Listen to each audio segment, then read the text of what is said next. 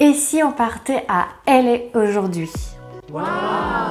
Non, non, je vous vois venir. On ne part pas à Los Angeles, mais bien en Loire-Atlantique. Un département qui compte environ 1 million d'habitants et qui est situé dans le pays de la Loire. Alors cette destination regorge de lieux incroyables et époustouflants qu'il faut absolument connaître et découvrir. Eh bien c'est parti, on va découvrir 5 endroits magnifiques à découvrir à LA. Allez, à tout de suite!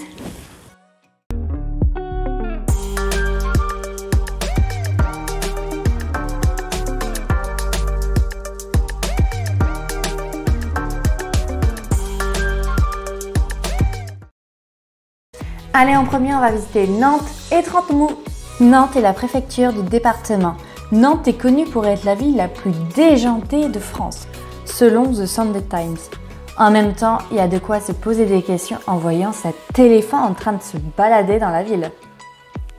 Il y a beaucoup à voir et à faire dans le centre historique de la préfecture de Loire-Atlantique.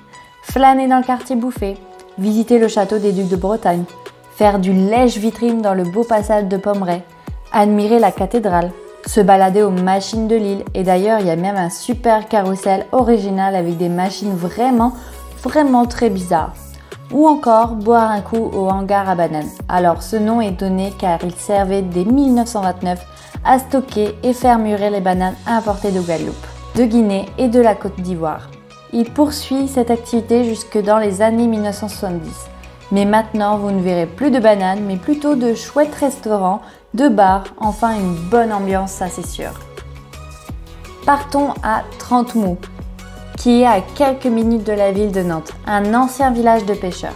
Depuis Nantes, il est facile d'y accéder grâce à une navette fluviale, le Navibus. Les maisons sont toutes colorées à Trente-Mou et c'est super mignon. Franchement, c'est un petit endroit à découvrir absolument. En deuxième, nous allons partir à Pornic et la plage de l'Étang. Pornic est évidemment connu pour le charme de son port et de son château, ainsi que des balades qu'on peut y faire. Mais au-delà de ça, j'aime aussi cette cité de Loire-Atlantique pour ses lieux naturels et pour ses alentours, notamment la plage de l'Étang, qui est une des plages de Pornic les moins connues et vraiment très belle à découvrir. Et maintenant, nous allons découvrir le lac de Grandlieu. C'est le deuxième plus grand lac naturel de la plaine de France. En hiver, avec 6000 hectares. Oui, c'est la réserve naturelle régionale du lac de Grandlieu. Un site assez exceptionnel qui peut totalement passer inaperçu si on ne le sait pas.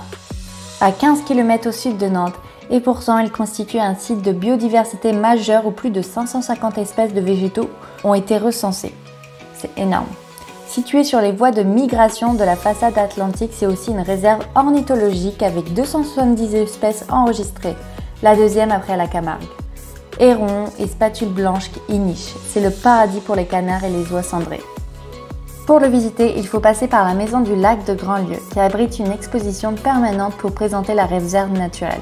Faire une visite avec un guide permet d'accéder à l'ex-pavillon de Guerlain avec une terrasse offrant une vue splendide sur le lac. Parfait pour l'observation. En quatrième, nous allons partir à Guérande. Oh, Guérande et ses marais salants. Allez, maintenant partons dans la cité médiévale de Guérande. C'est une des seules cités de France à être entièrement fortifiée, comme un peu Carcassonne, mais Guérande n'est pas connue que pour ça, mais pour aussi ses marais salants qui font partie des incontournables lors d'une visite de la Loire-Atlantique. Ce sel a la réputation nationale et récolté de manière artisanale sur de petites parcelles et quasiment sans mécanisation. Ce n'est pas une nature sauvage qui s'offre à la vue des visiteurs, mais les marais sont une forme de nature aménagée où les hommes et la faune cohabitent parfaitement bien. Les oiseaux en particulier sont à leur aise dans ce milieu.